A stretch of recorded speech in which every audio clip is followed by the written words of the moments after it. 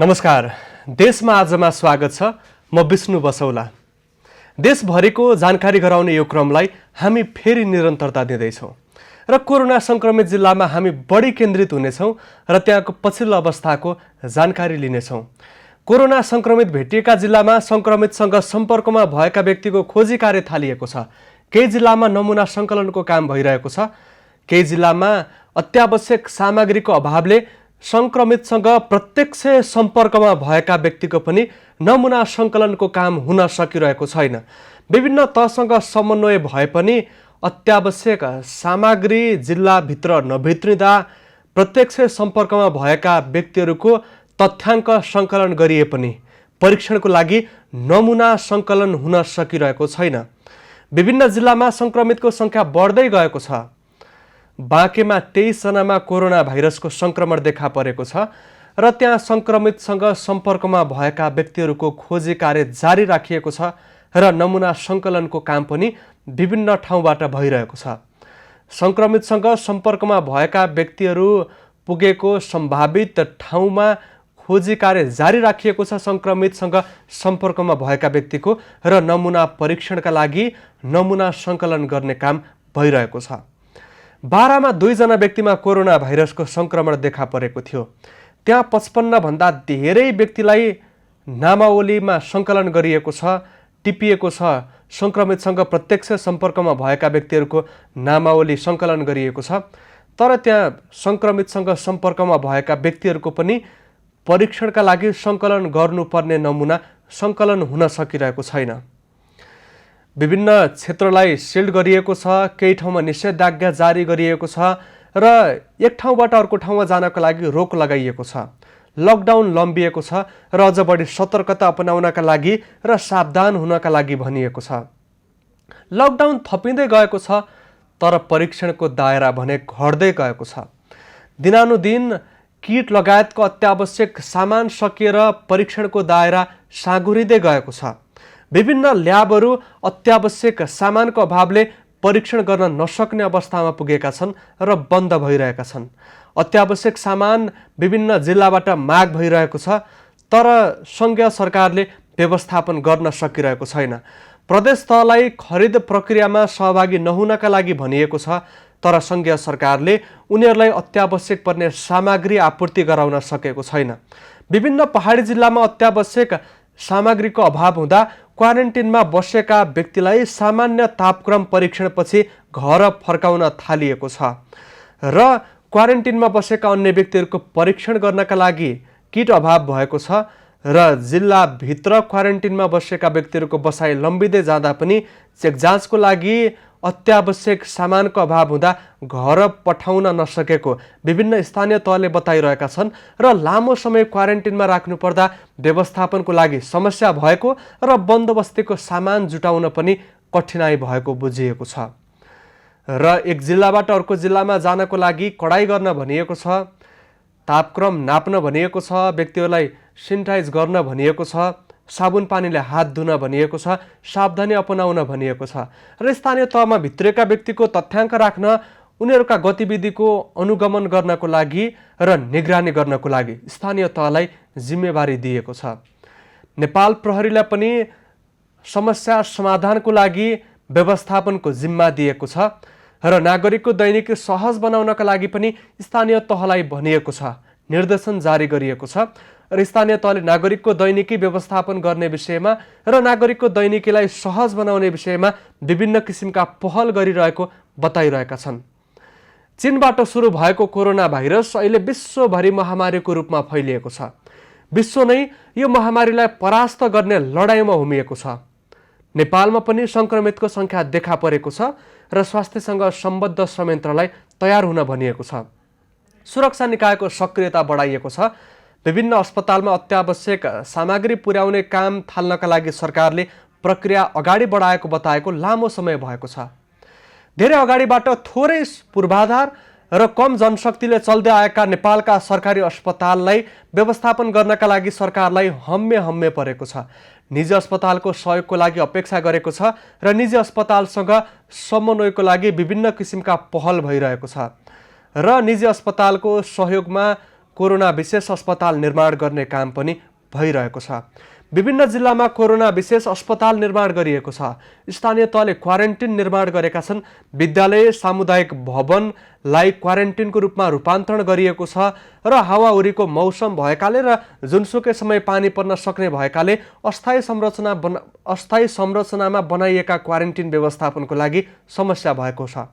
त्रिपाल टाँगेर टेन्ट गाडेर बनाइएका क्वारेन्टिनमा व्यक्तिहरू बस्नका लागि असहज भइरहेको छ र व्यवस्थापन राम्रो नहुँदा त्यहीबाट कोरोना भन्दा अन्य रोगको संक्रमण फैलन सक्ने खालका आशंका पनि भइरहेका छन्। विभिन्न जिल्लामा डेङ्गुको त्रास पनि बढ्दै गएको छ। यसतर्फ पनि सरकारले ध्यान दिन आवश्यक देखिएको छ। उपचारको उचित व्यवस्थापन गर्नुपर्ने आवश्यकता देखिएको छ। विभिन्न जिल्लाका सरकारी अस्पताललाई कोरोना विशेष अस्पतालको रूपमा घोषणा गरिँदा दीर्घ रोगी र नियमित रूपमा अस्पताल जानुपर्ने व्यक्तिहरूलाई समस्या भइरहेको छ र व्यक्तिहरू उपचारको लागि र चिकित्सकको परामर्शको लागि अस्पतालसम्म पुग्नको लागि पनि कठिनाइ भइरहेको छ। लकडाउन भएकाले अत्यावश्यक बाहेकका सवारी साधन सञ्चालन भएको छैन र सार्वजनिक सवारी साधन सञ्चालन नहुँदा ग्रामीण क्षेत्रका व्यक्तिहरू अझ बढी समस्यामा परेका छन् र उनीहरूले सार्वजनिक सवारी साधनबाट अस्पतालमा परीक्षणका लागि आइरहने वातावरण पनि अहिले बिथोलिएको छ र विभिन्न ठाउँबाट धेरै किसिमका समस्या आइरहेका छन्। नेपाल र भारत बीचका सीमा जोडिएका जिल्लामा थुप्रै किसिमका समस्या छन्। सीमा नाकाबाट व्यक्तिहरू नेपाल प्रवेश गर्ने क्रम नरोकिँदा सुरक्षा निकायलाई समस्या भएको छ र त्यहाँ सुरक्षा निकायको तैनाती बढाएको भनिएको छ र सुरक्षा निकायलाई थप सजग बन्नको लागि भनिएको छ। तर रोजगारी सहित विभिन्न उद्देश्यले भारत पुगेका व्यक्तिहरूलाई भारतमा जनजीवन असहज बनेपछि विभिन्न क्षेत्रबाट लुकी छिपी साँझ बिहान र रातिको समयमा नेपालीहरू विभिन्न सीमा नाकाबाट नेपाल प्रवेश गर्ने क्रम बढ्दै गएको छ र उनीहरू सिधै घरमा पुगिरहेको विभिन्न ठाउँबाट जानकारी आएको छ र स्थानीय तहको सम्पर्कमा पनि नगएको बुझिएको छ। सीमा नाकामा व्यक्तिहरू नेपाल प्रवेश गर्न खोज्दा ठाउँ ठाउँमा झडपको समेत स्थिति सिर्जना भएको छ र उनीहरूलाई व्यवस्थापनको लागि कठिनाइ भइरहेको छ। यो विश्व महामारीको समयमा जुन देशका नागरिक अन्य जुनसुकै देशमा भए पनि जुन देशको भूगोलभित्र छ सोही देशको नागरिक सरह देशले उनीहरूको व्यवस्थापनको लागि जिम्मा लिनुपर्ने अन्तर्राष्ट्रिय नियम छ। तर नेपालीहरूलाई भारत सरकारले नेपालतर्फ जानको लागि लगातार निर्देशन दिएको र धम्की दिइरहेको त्यहाँबाट हामीलाई प्रत्यक्ष टेलिफोन संवादबाट पनि नागरिकहरूले बताइरहनु भएको छ र सीमा नाकामा अल्पत्र पर्नुभएका व्यक्तिहरूको गुनासो पनि त्यही रहेको छ। भारततर्फका क्वारेन्टिनमा रहेका नेपालका करिब 2500 व्यक्तिलाई दार्चुला र बैतडी जिल्लाबाट नेपाल भित्रिएको छ। उनीहरूलाई विभिन्न स्थानीय तहको क्वारेन्टिनमा राखिएको छ र त्यसपछि पनि सीमा नाकामा व्यक्तिहरू आउने क्रम रोकिएको छैन। केही व्यक्तिलाई भारततर्फ व्यवस्थापन गरिएको छ, केही व्यक्तिलाई नेपालतर्फ व्यवस्थापन गर्ने गरी तयारी गरिएको छ र विभिन्न स्थानीय तहलाई व्यवस्थापन गर्नको लागि भनिएको छ। बाँकेको पछिल्लो अवस्थाको हामी जानकारी लिन चाहन्छौँ। बाँकेमा नमुना सङ्कलनको काम भइरहेको छ। बाँकेका जनस्वास्थ्य कार्यालयका फोकल पर्सन नरेश श्रेष्ठ हामीसँग सम्पर्कमा रहनु भएको छ। यहाँलाई स्वागत छ। धन्यवाद। यहाँ अहिले आफै पनि स्थलगत रूपमा नमुना सङ्कलन गर्ने ठाउँमा रहनु भएको छ। नमुना सङ्कलन गर्ने काम कसरी चलिरहेको छ? अहिलेसम्म कतिजनाको नमुना सङ्कलन भयो र कतिजनाको नमुना सङ्कलन गर्नुपर्ने अवस्था देखिएको छ प्रारम्भिक चरणमा? अहिलेसम्म हाम्रो अब गुरुलाई थाहै छ यो टोटल हामी पोजिटिभ केसहरू 23वटा पोजिटिभ केसहरू आएपछि तिनीहरूको हामीले कन्ट्याक्ट ट्रेसिङ गर्यौँ। कन्ट्याक्ट ट्रेसिङ गरिसकेपछि हामीले अस्ति त्योभन्दा अगाडि अस्ति गरेर 94 प्लस 54 प्लस हिजो 136 गरेर जम्मा 284वटा कन्ट्याक्ट ट्रेसिङको आधारमा स्याम्पल कलेक्सनहरू गर्यौँ। कलेक्सन गरिसकेपछि तिनीहरू कन्ट्याक्ट ट्रेसिङ र स्याम्पल कलेक्सनको काम सकिसकेको छ र अस्ति र त्योभन्दा अस्ति जाँचेको स्याम्पलको रिजल्ट पनि आइसकेको छ। अब बाँकी चाहिँ 136वटाको मात्रै हिजोको स्याम्पल कलेक्सनको रिपोर्ट आउन चाहिँ बाँकी रहेको छ। हिजोसम्मको कुरा गर्ने हो भनेपछि जिल्लाभरमा अहिलेसम्म चाहिँ आरडिटीबाट 593 र यो जम्मा स्याम्पल PCR-बाट 546वटाको लागि नमुना सङ्कलन भएकोमा अब 23वटा पोजिटिभ आयो, 136वटाको रिजल्ट आउन बाँकी छ र 962वटाको चाहिँ रिजल्ट नेगेटिभ आइसकेको अवस्था छ। अब 23जना व्यक्तिहरूसँग सम्पर्कमा रहनुभएका व्यक्तिहरूको कन्ट्याक्ट ट्रेसिङको काम सकिएको हो त? त्यसो भए कन्ट्याक्ट ट्रेसिङ गरेर पनि स्याम्पल कलेक्सन गर्ने कामहरू सकिएको छ। स्याम्पल कलेक्सन गर्ने अब तिनीहरूमा पनि कोही छ कि भनेर पनि अझ हामी चाहिँ यो निगरानी गरिरहेका छौँ, इन्भेस्टिगेसन गरिरहेका छौँ। भेरी अस्पतालबाट परीक्षण हुने होला, अब यो नतिजा आउनका लागि कति समय लाग्ने अनुमान छ यहाँको? अब नतिजा चाहिँ अब हिजो 136वटा भएको हुनाले अलिकति टाइम लाग्छ होला, भोलिसम्म चाहिँ कम्प्लिट भइसक्छ। आज पनि हामीले स्याम्पल कलेक्सन बिहानको लटमा हामीले 17वटा गरिसकेका छौँ। अहिले पनि 2 बजेबाट फेरि स्याम्पल कलेक्सन नेपालगञ्जको यो बीपी चोकमा हुने क्रम जारी छ। जिल्लामा अत्यावश्यक सामानहरू, स्वास्थ्य सामग्री अभाव हुन थालेको खबर आइरहेको थियो, पछिल्लो अवस्था चाहिँ के छ? अहिले हामीलाई अस्पताल ल्याब सेन्टरबाट प्राप्त जानकारी अनुसार हामीले जति ल्याब सङ्कलन स्याम्पलहरू सङ्कलन गरेका छौँ त्यसको लागि जाँचको लागि अहिलेसम्म समस्या छैन। स्वास्थ्य मन्त्रालय, प्रदेश स्वास्थ्यको यो सामाजिक विकास मन्त्रालयको हामी निरन्तर समन्वयमा छौँ र उहाँहरूले चाहिएको बेला पठाउन सक्ने अवस्था छ र चाहिँ हामीलाई अहिलेको व्यवस्थापनको लागि कुनै कुराको अभाव चाहिँ महसुस गरेका छैन। संक्रमितको संख्या बढ्न सक्ने आशंकामा खजुरा मात्रै होइन अन्य ठाउँमा पनि अस्पतालहरूलाई स्थापना गर्ने, अस्थायी उपचार केन्द्र बनाउने लगायतको विषयमा छलफल भइरहेको थियो, पछिल्लो निर्णय के छ? पछिल्लो निर्णय अब प्रदेश सरकारले हिजो आर्मी हस्पिटल र प्रहरी हस्पिटललाई पनि यो केन्द्रित अस्पताल बनाउने, कोरोना संक्रमित बिरामीको लागि कोरोना संक्रमित भन्ने निर्णय चाहिँ हिजो प्रदेश सरकारबाट भएको छ। त्यसको लागि चाहिँ सीएमसी मिटिङमा छलफल भइरहेको भन्ने चाहिँ बुझेको छु। यो दुईवटा सेनाको र प्रहरीको अस्पतालमा कस्ता खालका संरचना छन्, कहिलेसम्म तयार हुने केही जानकारी छ? अस्पताल संरचना नै हो, त्यहाँको बिरामी चाहिँ अरू ठाउँ सिफ्ट गरेर त्यहाँ चाहिँ त्यो बिरामी राख्नको लागि समस्या चाहिँ हुँदैन। अस्पताल चालु अवस्थाको अस्पतालहरू। कोरोना संक्रमितहरूको पछिल्लो स्वास्थ्य अवस्था चाहिँ कस्तो छ? कोरोना संक्रमितको पछिल्लो स्वास्थ्य अवस्था पनि त्यस्तो कसैको पनि नराम्रो भन्ने छैन। एउटाको सामान्य ज्वरो छ भन्ने छ, त्यस्तो नराम्रो अवस्था कसैको पनि छैन। स्वास्थ्य अवस्था सबैको नर्मल नै छ। अब त्यस वरपरका संक्रमित भेटिएका ठाउँका वरपरका व्यक्तिहरूले पनि परीक्षण गर्नका लागि माग गरिरहनु भएको छ। यहाँहरूले पहिलो चरणको नमुना सङ्कलनको कार्य सकिएको बताउनुभयो, दोस्रो चरणको प्रक्रिया अगाडि बढाउने विषयमा पनि छलफल थालिएको हो। अब दोस्रो चरणकै लागि हामीले चाहिँ आजबाट सङ्कलन गरेको, जहाँ चाहिँ शङ्कास्पद छन् भन्ने छ त्यस्तो ठाउँको आज बिहान 7वटा भयो। अब चाहिँ हामी यो दायरा बढाउँदै गएका छौँ। हामी चाहिँ गर्छौँ माग अनुसार र ट्रेसिङको रिपोर्ट अनुसार हामी चाहिँ गर्छौँ। हुन्छ, यहाँलाई धन्यवाद दिन चाहन्छु। हुनुहुन्थ्यो जिल्ला जनस्वास्थ्य कार्यालय बाँकेका फोकल पर्सन, त्यहाँको पछिल्लो अवस्थाको जानकारी लियौँ। नरेश श्रेष्ठ हुनुहुन्थ्यो र कोरोना संक्रमितको पछिल्लो अवस्थाको पनि जानकारी लियौँ। त्यहाँ एकजना व्यक्तिमा कोरोना भाइरसको संक्रमण देखा परेपछि पहिलो चरणमा 94 जना व्यक्तिको नमुना सङ्कलन गरिएको थियो। सङ्कलित नमुनामध्ये 22वटाको रिपोर्ट पोजिटिभ आएको थियो। कुल कोरोना सङ्क्रमितको सङ्ख्या 23 पुगेको थियो। त्यसै गरी 136 जना व्यक्तिको त्यसपछि नमुना सङ्कलन भएको छ र सो नमुना भेरी अस्पताल पठाइएको छ र नमुना परीक्षणको क्रममा रहेको छ।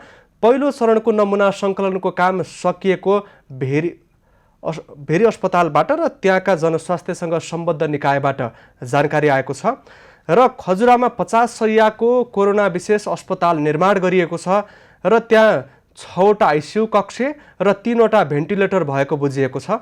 सङ्क्रमितको सङ्ख्या बढ्न सक्ने आशंकामा नेपाली सेनाको अस्पताल र नेपाल प्रहरीको बाँकेमा रहेको अस्पताललाई पनि तयार अवस्थामा राख्नको लागि र उपकरणहरू पुर्याउनका लागि र अस्पताललाई व्यवस्थित गर्नका लागि पहल थालिएको जानकारी आएको छ। विभिन्न निजी अस्पतालहरूसँग पनि समन्वय भइरहेको बुझिएको छ र नागरिकको माग बमोजिम दोस्रो चरणको तेस्रो चरणको परीक्षणको क्रमलाई निरन्तरता दिइने पनि जानकारी आएको छ। हामी कोरोना सङ्क्रमित जिल्लामा बढी केन्द्रित छौँ। त्यहाँको पछिल्लो अवस्थाको जानकारी गराइरहेका छौँ र समग्र स्थितिको विषयमा पनि जानकारी गराइरहेका छौँ। कोरोना सङ्क्रमित व्यक्तिहरूको विभिन्न अस्पतालमा उपचार भइरहेको छ। उपचार भएका मध्ये कसैको पनि स्वास्थ्य अवस्था जटिल नभएको बुझिएको छ। हामी यति बेला रौतहटको पछिल्लो अवस्थाको जानकारी लिन्छौँ। रौतहटबाट सम्पर्कमा हुनुहुन्छ संवाददाता गौतम श्रेष्ठ। गौतम, रौतहटमा कोरोना सङ्क्रमित भएर अस्पताल पठाइएका र उनी फेरि अस्पतालबाट निको भएर घर फर्किएका भनिएका व्यक्तिमा पनि पुनः सङ्क्रमण देखिएको भनिएको थियो। त्यसपछिको प्रक्रिया, उनीसँग सम्पर्कमा भएका व्यक्तिहरूको खोजबिन कसरी अगाडि बढेको छ र समग्र चेक जाँचको प्रक्रिया चाहिँ कसरी भइरहेको छ? विष्णु, रौतहटको इस्नाथ नगरपालिकाका जुन पहिलो सङ्क्रमित भेटिएका थिए, रौतहटका पहिलो सङ्क्रमित लाई उपचारपछि फेरि पनि घर फर्काइएको थियो। उनी वीरगञ्जमा उपचारपछि घर फर्किएका थिए र उपचारपछि घर फर्किसकेको 10 दिनपछि फेरि नारायणी जुन अस्पतालमा राखिएको छ वीरगञ्जमा, त्यहाँबाट उनलाई फेरि उनको नतिजा पोजिटिभ देखियो भनेर लिएर गएको थियो। त्यसपछि उनका परिवारजनलाई फेरि पनि त्यहाँ होम क्वारेन्टिनमै राखिएको छ र यसैसँगै रौतहटमा 3 जना पुगेका छन् सङ्ख्या। जस्तै योभन्दा पहिले 2 जना एकैचोटि फेला परेका थिए, भुसाका एक व्यक्ति र त्यसै गरी अर्को देवाही गोनाही नगरपालिका वडा नम्बर 1 का एक व्यक्ति। कुल सङ्क्रमित रौतहटमा 3 जना रहेका छन् र 1 जना घर फर्किएपछि पुनः उनलाई यतिखेर उनी वीरगञ्जमै रहेको अवस्था छ। विष्णु, गौतम, अब जिल्लाभित्र सङ्क्रमितसँग सम्पर्कमा भएका व्यक्तिहरूको ट्रेसिङ गर्ने काम सकिएको छ कि छैन र उनीहरूको नमुना सङ्कलन गर्ने काम कसरी भइरहेको छ र समग्र जिल्लाभरि आरडिटी पिसिआर विधिबाट चेक जाँचको क्रम चाहिँ कस्तो छ?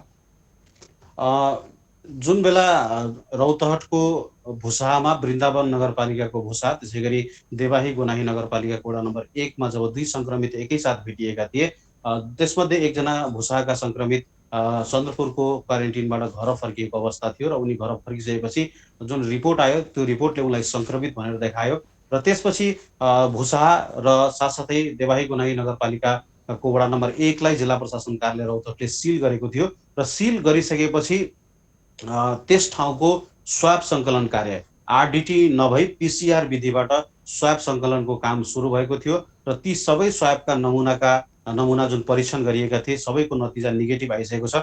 विष्णु, रौतहटमा 315 जनाको नतिजा नेगेटिभ आएको छ भने 3 जनाको रिजल्ट जुन नतिजा थियो पोजिटिभ आएको थियो।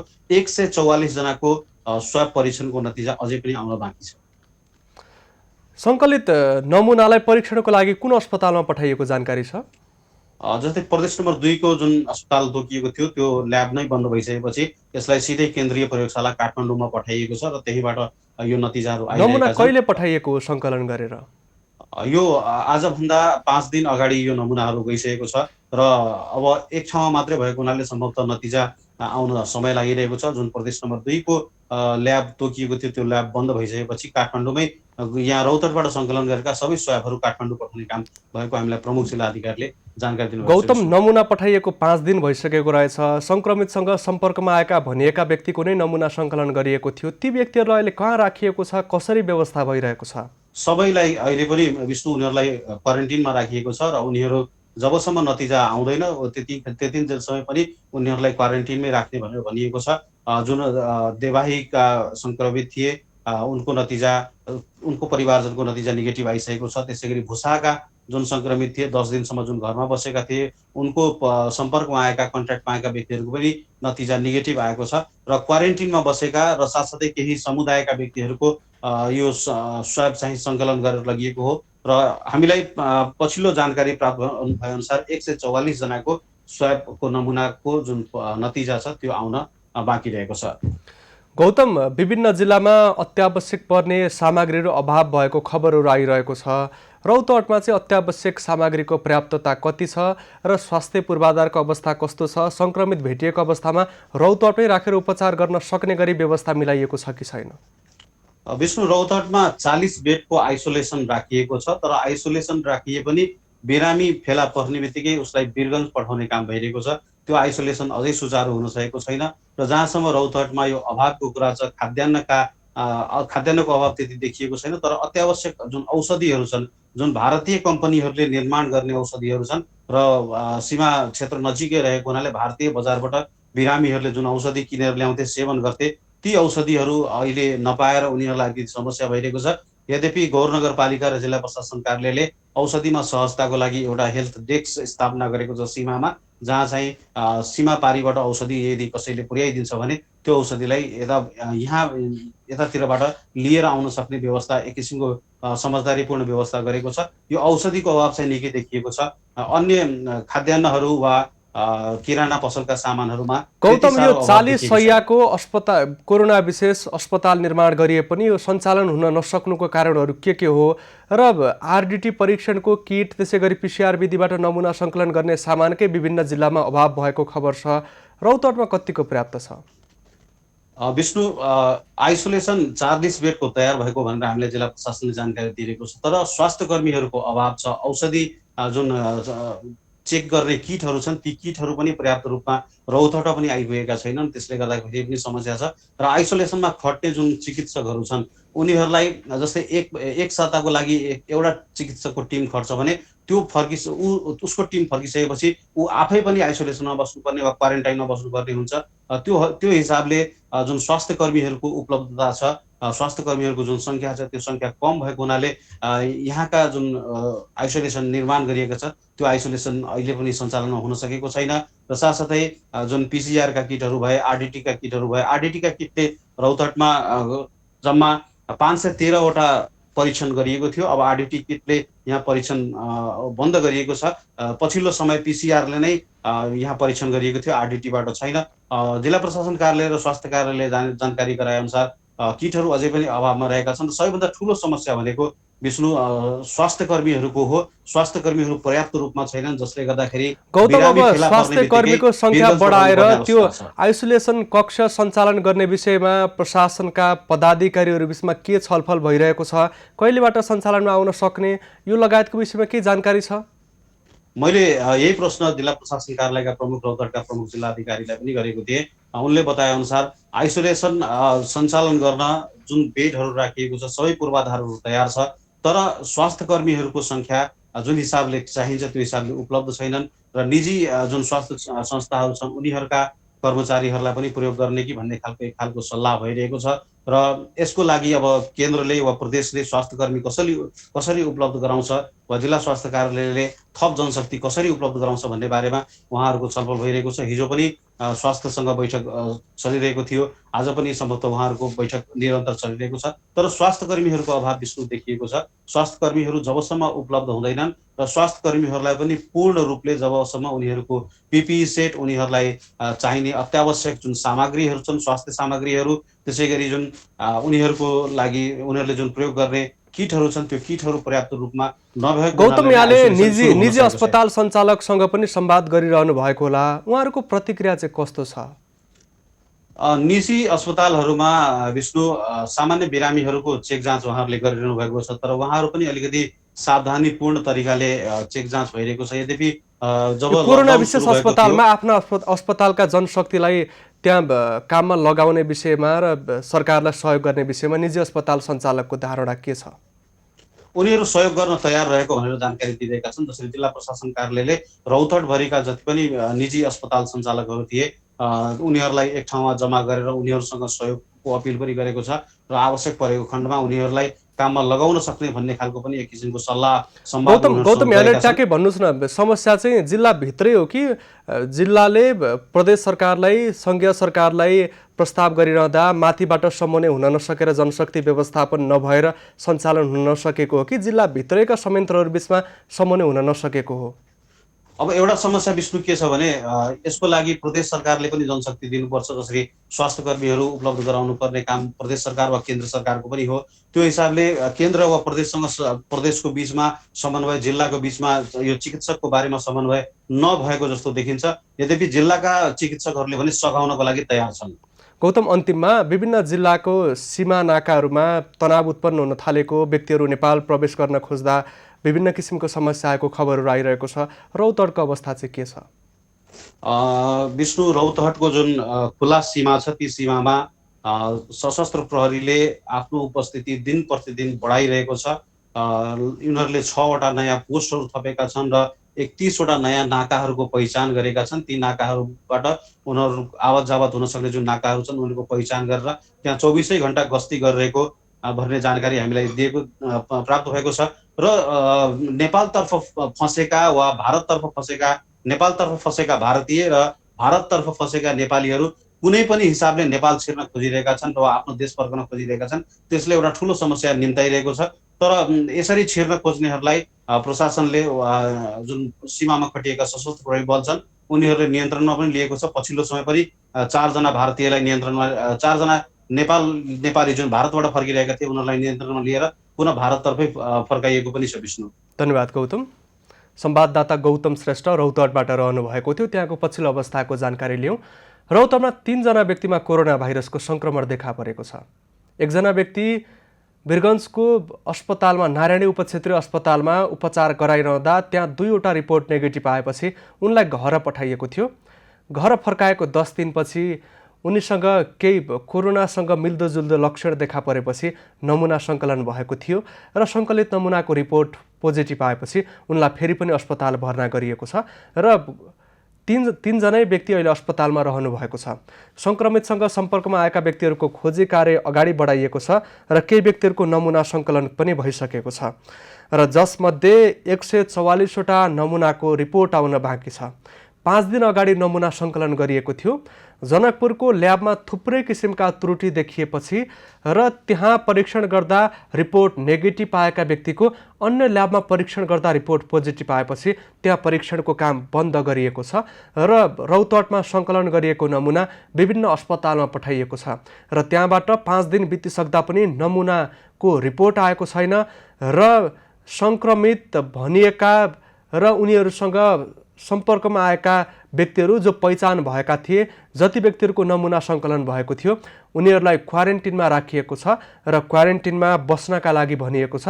यद्यपि क्वारेन्टिनमा बसेका व्यक्तिहरूलाई नमुना सङ्कलन गरेर लिएर गएको 5 दिन बितिसक्दा नमुनाको रिजल्टको व्यग्र प्रतीक्षा छ र उनीहरूमा मानसिक तनाव पनि बढ्दै गएको छ। छिटोभन्दा छिटो नतिजाको रिपोर्ट सार्वजनिक गर्नका लागि माग गरेका छन् र यो आवश्यक पनि छ। रौतहट पनि भारतसँग सीमा जोडिएको जिल्ला हो र भारतसँग सीमा जोडिएका विभिन्न ठाउँहरूमा विभिन्न किसिमका तनाव आइरहेको खबर आइरहेको छ। हामीले विभिन्न ठाउँको पछिल्लो अवस्थाको जानकारी लिइरहेका छौँ र विभिन्न जनप्रतिनिधिहरूसँग पनि संवाद गरिरहेका छौँ। प्रदेश नम्बर 5 को नेपाली कङ्ग्रेसकी सचेतक निर्मला छेत्री हामीसँग सम्पर्कमा रहनु भएको छ। हामी उहाँसँग संवाद गर्न चाहन्छौँ। मान्यज्यू, यहाँलाई स्वागत छ। धन्यवाद। अब यहाँहरूको प्रदेशमा कोरोना भाइरसको सङ्क्रमण देखा परेको छ र अब व्यक्तिहरूको नमुना सङ्कलन गरेर परीक्षण गर्ने काम पनि चलिरहेको छ। यहाँहरू प्रतिपक्षमा रहनु भएको छ।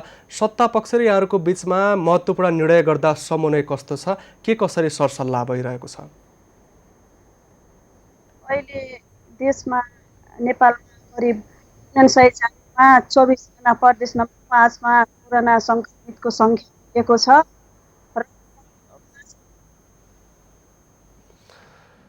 मान्य चाहिँ मेरो आवाज सुन्दै हुनुहुन्छ? म सुनिरहेको छु तर त्यता अलिकति डिस्टर्ब आइरहेको छ। अहिले सुनिरहेको छ। मान्यज्यू, अब प्रदेशमा सङ्क्रमितको सङ्ख्या देखिएको छ, विभिन्न व्यक्तिहरूको परीक्षण गर्ने काम पनि चलिरहेको छ र स्वास्थ्य पूर्वाधार व्यवस्थापन गर्नका लागि कठिनाइ भएको खबरहरू पनि आइरहेको छ। यहाँहरूको बिचमा र सत्ता पक्षको बिचमा समन्वयको अवस्था चाहिँ कस्तो छ, के कसरी काम भइरहेको छ र यहाँहरूको भूमिका चाहिँ कतिको प्रभावकारी छ अहिले? 5 नम्बर प्रदेशमा सङ्क्रमितको अवस्था 24 पुगेको छ र एकदमै जोखिमपूर्ण अवस्था छ। 3वटा ठुला नाकाहरू छ। त्यो नाकाबाट भित्र लुकीछिपी आउने बाटोहरू पनि धेरै छ र जटिल अवस्था 5 नम्बर प्रदेशमा छ। 5 नम्बर प्रदेशमा स्वास्थ्य किटहरू जम्मा 10,000 छ। अहिले स्वास्थ्य कर्मीहरूले 80,000 को आवश्यकता छ भनिरहेको अवस्था छ र 7,590 जना अहिलेसम्म क्वारेन्टाइनमा बसेको अवस्था छ र त्यहाँ हुन त चाइनाको कुनै प्रान्तले स्वास्थ्य उपकरणहरू पठाइसकेको छ र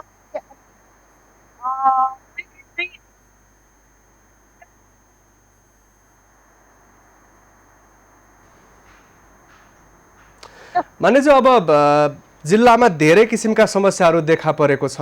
धेरै किसिमको समस्याहरू देखा परिरहँदा राहत वितरणमा समेत ठाउँ ठाउँमा समस्या आइरहेको, सीमानाकामा व्यवस्थापन हुन नसकिरहेको खबरहरू ठाउँ ठाउँबाट आइरहेको छ। यहाँले प्रतिपक्षमा रहँदाखेरि देख्नुभएका समस्या चाहिँ के हुन् र ती समस्याहरू समाधानको लागि यहाँहरूसँग छलफल भएको छ कि छैन?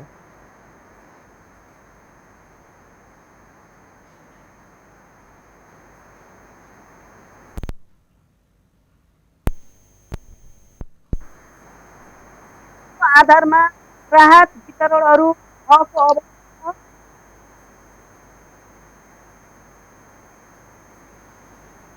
उहाँ निर्मला छेत्री हुनुहुन्थ्यो, नेपाली कङ्ग्रेसकी सचेतक प्रदेश नम्बर 5बाट। हामीले त्यहाँको अवस्थाको विषयमा र त्यहाँ सरकारसँग भइरहेको समन्वयको विषयमा, नागरिकको समस्या समाधानको लागि जनप्रतिनिधिहरूको पहलको विषयमा संवाद गर्ने प्रयास गरिरहेका थियौँ। उहाँ फेरि पनि सम्पर्कमा हुनुहुन्छ, प्राविधिक कारण उहाँसँगको सम्पर्क टुटेको थियो। यहाँले बताइरहनु भएको छ दलगत आस्थाको आधारमा जनप्रतिनिधिको पार्टीका निकटका व्यक्तिलाई राहत वितरण गरिएको बताइरहँदाखेरि यो यहाँहरूसँग महत्त्वपूर्ण निर्णय गर्दा पनि साझेदारी नभएको बताइरहनु भएको छ। र अब यहाँहरूले चाहिँ सत्ता पक्षसँग ध्यानाकर्षण गराउन चाहिरहनु भएको विषय चाहिँ के छ र के गरिदिएको भएदेखि यो महामारीको अवस्थामा अवस्थालाई सामान्यकरण गर्न सकिने थियो?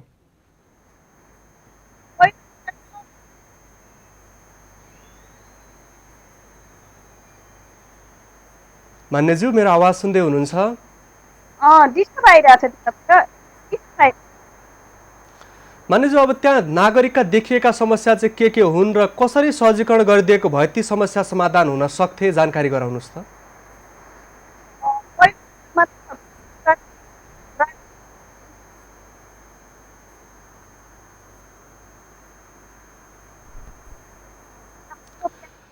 मान्यज्यू, यहाँलाई धन्यवाद दिन चाहन्छु। निर्मला छेत्री हुनुहुन्थ्यो, प्रदेश नम्बर 5बाट नेपाली कङ्ग्रेसकी सचेतक रहनु भएको थियो।